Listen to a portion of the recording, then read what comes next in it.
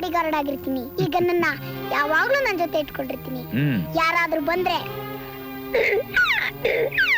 ಅಂತ ಶೂಟ್ ಮಾಡ್ತೀನಿ.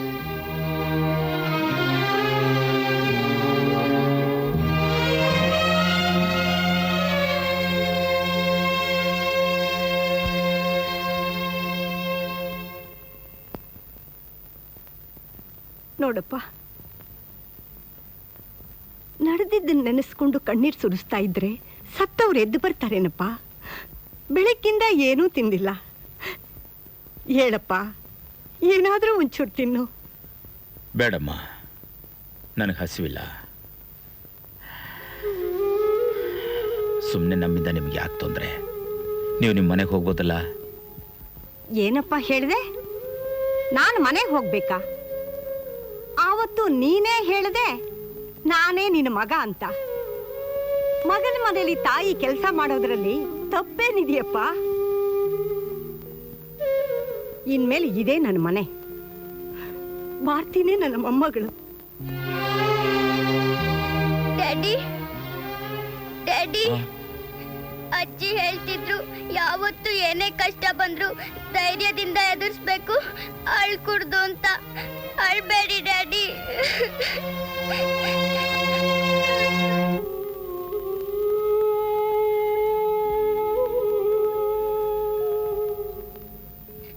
Daddy.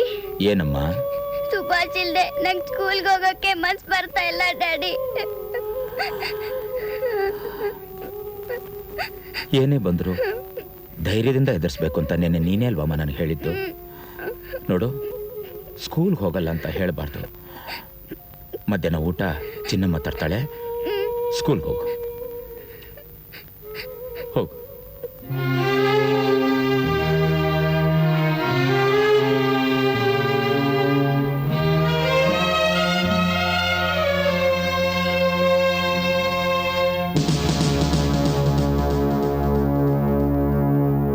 Mister Jagannath, you are under arrest.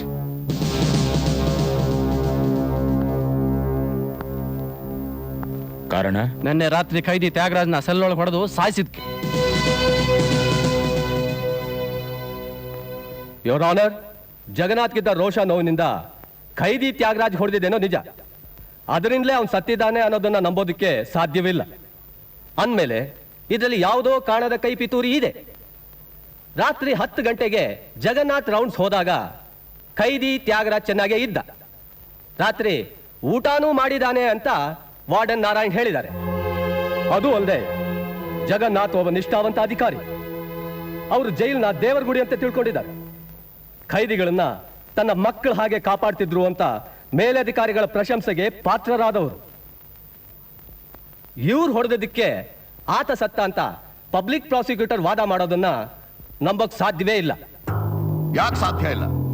ಮನುಷ್ಯ ವಿಷ ಕುಡಿದ ಕೂಡಲೇ ಸಾಯ್ಬೇಕು ಅಂತ ಏನಿಲ್ವಲ್ಲ. ನೋವು ತಿಂದ ಮೈ ನರಳಿ ನರಳಿ ಸತ್ತಿದೆ. ಆ ಅಪವಾದನ ಮುಚ್ಚೋಕ್ಕೋಸ್ಕರ ಜೀವಾವಧಿ ಶಿಕ್ಷೆ ಅನುಭವಿಸ್ತಾ ಇರೋ ಈ ಖೈದಿಗಳ ಮುಖಾಂತರ ಹೆಣಾನ ಸೆಲ್ನಿಂದ ಹೊರಗಡೆ ಸಾಗಿಸಿ ಸುಟ್ಟಿದ್ದಾರೆ. ಆ ಹೆಣಾನ ಹೊರಗಡೆ ಸಾಗಿಸುವಾಗ ನೋಡಿರೋ ಖೈದಿಗಳು ಈ ಸಾಕ್ಷಿ ಪತ್ರಕ್ಕೆ ಸೈನ್ ಮಾಡಿದ್ದಾರೆ. ಸುಳ್ಳು, ಸುಳ್ಳು. ಮಿಸ್ಟರ್ ಪಬ್ಲಿಕ್ ಪ್ರಾಸಿಕ್ಯೂಟರ್, ಇಲ್ಲ ಸಲ್ಲದ ಆರೋಪನ ಹೊರಿಸಿ ನನ್ನನ್ನು ಒಬ್ಬ ಕೊಲೆಗಾರ ಅಂತ ಪ್ರೂವ್ ಮಾಡಕ್ ಪ್ರಯತ್ನ ಪಡಬೇಡಿ. ಯುವರ್ ಆನರ್, ಸತ್ಯವಾಗ್ಲೂ ಹೇಳ್ತಾ ಇದ್ದೀನಿ. ಕರ್ತವ್ಯವೇ ದೇವರು ಅಂತ ತಿಳ್ಕೊಂಡಿರೋ ನಾನು ಇದುವರೆಗೂ ತ್ಯಾಗರಾಜನ್ ಬಿಟ್ಟು ಬೇರೆ ಯಾವ ಕೈದಿ ಮೇಲೂ ಕೈ ಮಾಡಿಲ್ಲ. ನನ್ನ ನಂಬಿ ಯುವರ್ ಆನರ್, ಪ್ಲೀಸ್ ನನ್ನ ನಂಬಿ. ಯಾರೋ ಡಕಾಯಿತರು ತನ್ನ ಸಂಸಾರವನ್ನು ಹಾಳು ಮಾಡಿರುವುದಕ್ಕೆ ಆ ತ್ಯಾಗರಾಜನೇ ಕಾರಣ ಎಂದು ಶಿಕ್ಷೆಗೆ ಗುರಿಯಾಗಿದ್ದ ಒಬ್ಬ ಖೈದಿಗೆ ನೀತಿಯನ್ನು ಬೋಧಿಸಬೇಕಾದ ಒಬ್ಬ ನಿಷ್ಠಾವಂತ ಜೈಲರ್ ಆವೇಶದಿಂದ ಆ ಖೈದಿಯನ್ನೇ ಕೊಂದು ದೇಹವನ್ನು ಸುಟ್ಟು ತ್ಯಾಗರಾಜನ್ನು ಖೈದಿಯು ಜೈಲಲ್ಲೇ ಇಲ್ಲವೆಂದು ರೆಕಾರ್ಡ್ ಸೃಷ್ಟಿ ಮಾಡಿ ತಪ್ಪಿತಸ್ಥರಾಗಿದ್ದಾರೆ. ಆದ್ದರಿಂದ ಈ ನ್ಯಾಯಾಲಯವು ಆರೋಪಿ ಜಗನ್ನಾಥ್ ರವರನ್ನು ಅಪರಾಧಿ ಎಂದು ಪರಿಗಣಿಸಿ ಐಪಿಸಿ ಸೆಕ್ಷನ್ 302 ಪ್ರಕಾರ 10 ವರ್ಷ ಕಾರಾಗೃಹ ಶಿಕ್ಷೆಯನ್ನು ವಿಧಿಸಲಾಗಿದೆ.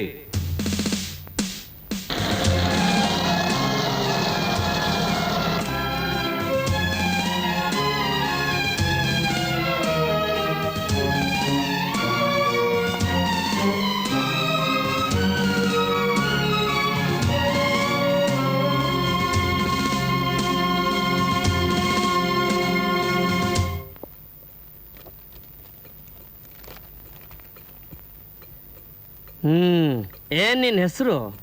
ಜಗನ್ನಾಥ್. ನಿಮ್ಮ ತಂದೆ ಹೆಸರು? ರಾಮನಾಥ್. ಎಷ್ಟು ವರ್ಷ ಸಜಾ? 10 ವರ್ಷ. Oh 10 years. Murder case. ಇವನ್ನ ಸರಿಯಾಗಿ ಸರ್ಚ್ ಮಾಡಿ ಒಳಗೆ ಕರ್ಕೊಂಡೋಗ್ರಯ್ಯ.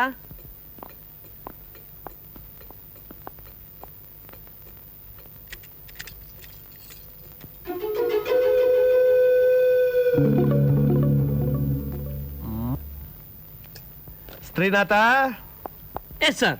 ಹೈಟು ವೆಯ್ಟು ಚೆಸ್ಟ್ ಎಲ್ಲ ಬರೋಬ್ಬರಿ ಚೆಕ್ ಮಾಡಿಸಿದ್ದೆ ಹೌದಲ್ಲ? ಎಲ್ಲ ಚೆಕ್ ಮಾಡಿಸಿದ್ದೀನಿ ಸರ್. ಭಾರಿ ಕಟ್ ಮಸ್ತ್ ಆಗದನ.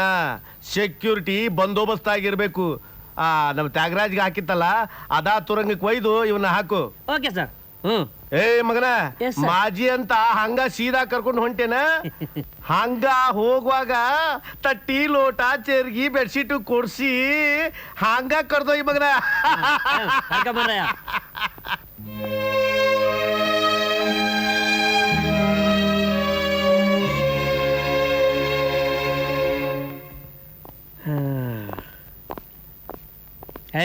ಸೆಲ್ ಓಪನ್ ಮಾಡಯ್ಯ. ಯಾಕಮ್ಮ ಭಾರತಿ ಊಟ ಮಾಡಿಲ್ಲ? ನನಗ್ ಊಟ ಬೇಡ. ಬೇಡಮ್ಮ, ಹಾಗೆಲ್ಲ ಹಠ ಮಾಡ್ಬೇಡಮ್ಮ, ಊಟ ಮಾಡು. ನಾನೇನ್ ಹಠ ಮಾಡ್ತಾ ಇಲ್ಲ, ನೀವೇ ಸುಳ್ಳು ಹೇಳ್ತಾ ಇರೋದು. ಡ್ಯಾಡಿ ಯಾಕೆ ಮನೆಗೆ ಬರ್ತಾ ಇಲ್ಲ? ಆ, ನೋಡಮ್ಮ, ಜೈಲಲ್ಲಿ ತುಂಬಾ ಕೆಲಸ ಅಲ್ವಾ, ಅದಕ್ಕೆ ಬರಕ್ಕಾಗಿಲ್ಲ. ಈಗ ಊಟ ಮಾಡು. ಡ್ಯಾಡಿ ಅಲ್ಲಿ ಊಟಕ್ಕೆ ಏನ್ ಮಾಡ್ತಾರೆ? ಅಲ್ಲೇ ಕೆಲಸ ಮಾಡ್ತಾರಲ್ಲಮ್ಮ, ಊಟನೂ ಅವರೇ ಕೊಡ್ತಾರೆ. ಸರ್, ಇಲ್ಲಿ ಕೆಲವು ಜನ ಸ್ವಾರ್ಥಿಗಳು ತಮ್ಮ ಸ್ವಾರ್ಥಕ್ಕೋಸ್ಕರ ಈ ಜೈಲನ್ನೇ ಸ್ಮಶಾನ ಮಾಡ್ತಿದ್ದಾರೆ ಸರ್. ಇಲ್ಲಿ ಕೈದಿಗಳು ಶೋಷಣೆಗೊಳಗಾಗಿ ಇಲ್ಲಿ ಕೊಲೆಗಳೇ ನಡೀತಿದೆ ಸರ್. ನಾರಾಯಣ್, ಏನು ಇವ್ರು ಹೇಳ್ತಿರೋದು? ಹೌದು ಸರ್, ತ್ಯಾಗರಾಜ್ ಇಲ್ಲಿಂದ ನಾಪತ್ತೆ ಆದಾಗ್ಲಿಂದ ಖೈದಿ ಚೆನ್ನಾಗಿ ಕಾಣ್ತಾ ಇಲ್ಲ. ಈ ವಿಷಯ ಜೈಲರ್ ಗೊತ್ತಾ? ಗೊತ್ತು ಸರ್, ಆದ್ರೆ ಅವ್ರು ಯಾವ ಆಕ್ಷನ್ ತಗೊಳ್ತಿಲ್ಲ. ಮತ್ತೆ ಯಾಕೆ ಸೂಪರ್ಡೆಂಟ್ ಹೇಳಿಲ್ಲ? ಪಾಪ ಅವ್ರು ತಾನೇ ಏನ್ ಮಾಡ್ತಾರೆ, ಸ್ವಲ್ಪ ಜೋರಾಗಿ ಮಾತಾಡಿದ್ರೆ ಸಾಕು, ಯಾವ್ದಾದ್ರು ಒಂದು ಕಾರಣ ತೋರಿಸಿ ಸಸ್ಪೆಂಡ್ ಮಾಡ್ಬಿಡ್ತಾರೆ. ಆಮೇಲೆ ಅವ್ರ ಹೆಂಡತಿ ಮಕ್ಕಳು ತಾನೇ ಕಷ್ಟಪಡಬೇಕು. ಕ್ರೌರ್ಯ, ದಬ್ಬಾಳಿಕೆ, ಶೋಷಣೆ, ಕೊಲೆ ನೀನ್ ಯಾಕಲಿ ಟೊಪ್ಪಿಗೆ ಬರೋಬ್ಬರಿ ಇಟ್ಕೊಳ. ನಿನ್ನ ಅಪ್ಪನ ಏ ಮಗನ, ಒಬ್ಬಗ 2 ಮುದ್ದಿ ಕೊಟ್ಟವ್ರ ಯಾರ್ಲೆ? ಆಹಾ, ಇದು ನಿನ್ನ ಹಕೀಕತ್ತ ಮಗನ. ನೀನು ಈ ಮಾಜಿಗ ಓಲ್ಡ್ ಸ್ಪೂನ್ ಇದ್ದಿ.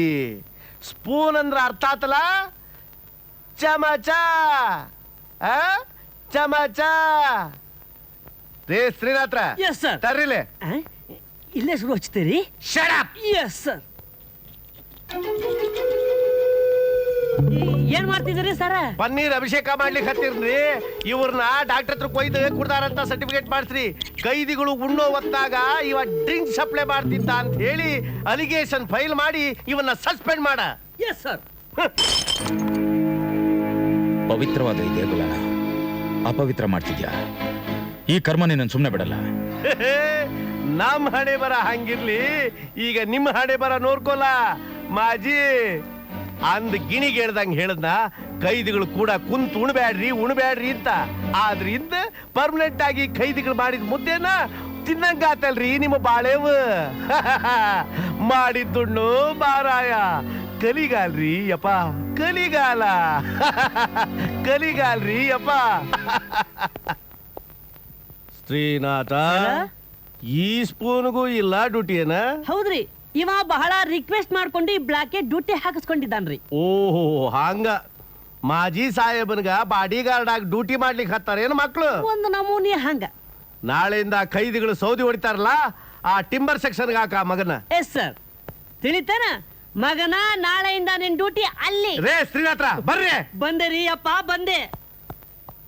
ಈ ದೇಶದಾಗ ಎಂತೆಂತ ಪುಣ್ಯಾತ್ಮರಿಗೆಲ್ಲ ಸಾವು ಬರುತ್ತೆ. ಈ ನನ್ನ ಮಗ HB ಬೆಳ್ಳುಳ್ಳಿಗೆ ಸಾವು ಬರಲ್ವೇ? ಇವನು ವಾಂತಿ ಬೇದಿ ಬಂದು ಒತ್ಕೊಂಡೋಗ.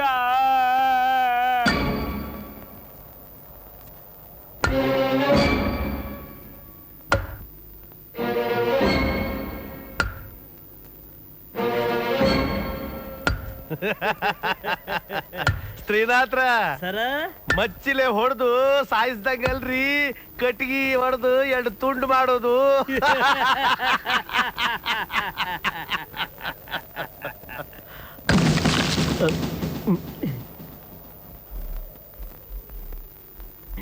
ಸರ ಅವ್ ನಿಂತು ಸ್ಟೈಲ್ ನೋಡ್ದೇನ್ರಿ ಹಂಗ ನಿಂತಾನ ಒಳ್ಳೆ ಪರಶುರಾಮ ಕೊಡ್ಲಿಡ್ದ್ ನಿಂತಂಗ ಐತೆರಿ ಇದೇ ಸ್ಟೈಲ್ ಅಲ್ಲಿ ನಿಮಗೆ ಲೈಟ್ ಆಗಿ ಒಂದೇಟ್ ಹಾಕದ ಅಂದ್ರೆ ಈ ದಿಮ್ಮಿ 2 ಭಾಗ ಆದಾಗೆ ನಿಮ್ಮ ಬಾಡಿ ಏಕ ಮಾರ್ದು ತುಕಡ ಆದ ಕಾರಣ ಇಲ್ಲಿ ಬೇಡಾರಿ ಸ್ವಲ್ಪ ತಡ್ಕೋರಿ ಇವನ್ಗೆ ಚೈನ್ ಹಾಕಿ ಸೆಲ್ಲಲ್ಲಿ ಹಾಕಿ ಬೀಗ ಹಾಕಿ ಆಮೇಲೆ ರೋಬ್ ಹಾಕಿ ಇಲ್ಲಿಯೂ ನೋವನ ನಿಮ್ಗೆ ಹೊಳ್ದಿದ್ದ ಐಡಿಯಾ ನನಗೆ ಹೊಳಿಲ್ಲ ಇಲ್ಲ ನೋಡ್ರಿ ನಾ ಇರೋದ್ ಇದಕ್ಕೆ. ಹಂಗೆ ಮಾಡೋಣ ಈಗ ಹೋಗೋಣ ಏ ಮಂಗ್ಯ ನನ್ನ ಮಕ್ಳ ಮಾಜಿ ನೋಡ್ತಾ ನಿಂತೀರಿ ತೋಬಿಡ್ ಕೆಲಸ ಮಾಡ್ರಿ ಬದ್ಮಾಶ್. ಸರ್ ನೀವು ಕಷ್ಟಪಡ್ತಾ ಇರೋದನ್ನ ನಮ್ಮಿಂದ ನೋಡಕ್ಕಾಗ್ತಾ ಇಲ್ಲ. ತಗೊಳ್ಳಿ ಸರ್. ಶಿವರಾಜ್, ಏನಿದು? ಇದು ಬಂಡೆ ಸಿಡ್ಸೋ ಡೈನಾಮೆಂಟ್. ಇದ್ರ ಸಹಾಯದಿಂದ ನೀವು ಹೇಗಾದ್ರೂ ಮಾಡಿ ತಪ್ಸ್ಕೊಂಬಿಡಿ ಸರ್. ತಪ್ಪು ಮಾಡ್ತಾ ಇದ್ದೀರಾ? ಯಾವ್ದು ಸರ್ ತಪ್ಪು? ಯಾವ ತಪ್ಪು ಮಾಡದೇ ಇರೋ ನಿಮಗೆ ಈ ರೀತಿ ಶಿಕ್ಷೆ ಕೊಡ್ತಾ ಇರೋದು ಅವ್ರು ಮಾಡಿದ ತಪ್ಪು ಸರ್. ಅಂದಮೇಲೆ ನೀವು ಇಲ್ಲಿಂದ ತಪ್ಪಿಸ್ಕೊಂಡು ಹೋಗೋದ್ರಲ್ಲಿ ಯಾವ ತಪ್ಪು ಇಲ್ಲ. ನನ್ನ ಹಾಗೆ ಎಷ್ಟೋ ಜನ ನಿರಪರಾಧಿಗಳು ಶಿಕ್ಷೆ ಅನುಭವಿಸ್ತಾನೆ ಇದ್ದಾರೆ. ನನ್ನ ದೃಷ್ಟಿಯಲ್ಲಿ ಅವರು ನಿಷ್ಠಾವಂತರೇ. ಹಾಗಂತ ಹೇಳಿ ಕಾನೂನ ಕೊಲೆ ಮಾಡೋಕ್ಕಾಗತ್ತಾ? ನೋಡಿ, ಇನ್ನೊಂದ್ಸಲ ಇಂಥ ತಪ್ಪು ಯೋಚನೆಗಳು ಮಾಡಿದ್ರೆ ನಾನು ಸುಮ್ಮನೆ ಇರಲ್ಲ. ಹೋಗಿ ಕೆಲಸ ನೋಡಿ, ಹೋಗಿ. ನೀವು ಇಲ್ಲಿಂದ ತಪ್ಪಿಸ್ಕೊಂಡು ಹೋಗಿ ನಿರಪರಾಧಿ ಅಂತ ನಿರೂಪಿಸಿ ಮತ್ತೆ ಈ ಜೈಲಿಗೆ ನಮಗೆಲ್ಲ ಜೈಲರಾಗಿ ಬರ್ತೀರಿ ಅಂತ ನಾವೆಷ್ಟೋ ಆಸೆ ಇಟ್ಕೊಂಡಿದ್ವಿ. ಹೋಗ್ಲಿ ಬಿಡಿ. ಆ ಬೆಳ್ಳುಳ್ಳಿ ದರ್ಪ ದೌರ್ಜನ್ಯದಿಂದ ಜೈಲಲ್ಲಿದ್ದ ಕೈದಿ ಚೆನ್ನ ಎಲ್ಲೋ ಕಣ್ಮರೆಯಾಗೋದ.